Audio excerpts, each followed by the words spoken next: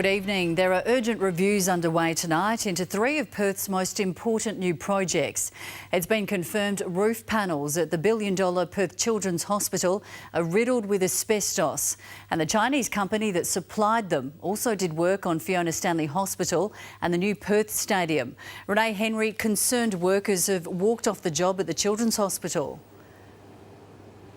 That's what the union claims. It says that lift and cable workers walked off the job this morning, and there's every chance there'll be plenty more of that to come. It's been revealed the Chinese manufacturer behind these asbestos-laden roof panels is also behind high-profile projects right across the country. 3 major government projects right here in Perth and plenty more private projects, meaning alarm bells are ringing right across the city.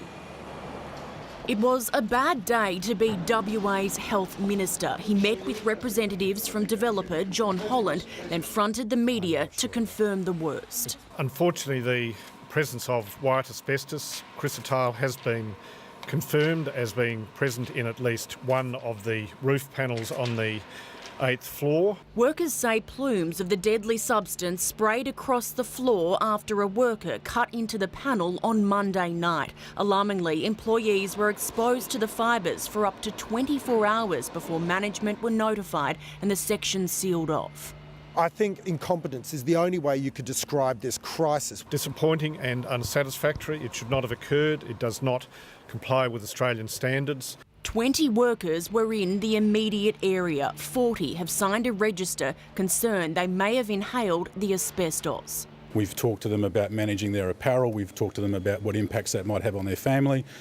We've gone to where they would have gone immediately when they demobilised in terms of their crib rooms. All 150 of the panels will have to be replaced. Concern now turning to the entire external facade of the hospital. Every outside wall, every window supplied by the same Chinese manufacturer, Yuanda. The obvious question is there potential for further contamination in other building components?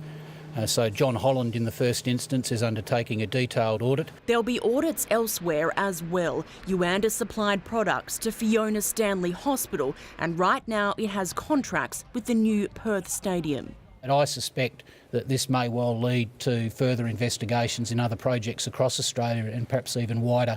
The panels were tested and given the tick of approval by an accredited agency back in 2013. The catch is that was in China. Concerns now also raised as to why the danger wasn't picked up by border control. Is it good enough, 2016 and asbestos in a children's hospital project? No, it's not good enough. There's a process that industry adopts in terms of validating the delivery of safe products to a construction site. We've followed that. And despite the frightening discovery, John Holland will allow the Chinese supplier to continue its work. That should never ever have happened, and I think John Holland will be extremely embarrassed about it. It will affect its ability to win other government contracts and indeed other private sector contracts. Work is now underway to replace a large section of the roof, but Renee, it could mean more delays to the opening of the hospital. The hospital is supposed to take its first outpatients in late October. The Health Minister admits there's every chance that will now be pushed back. He says he'll know more in the next couple of days. John Holland is now being investigated by both state and federal authorities and could face hefty fines if found to be in breach of building codes. Tim? Renee, thank you.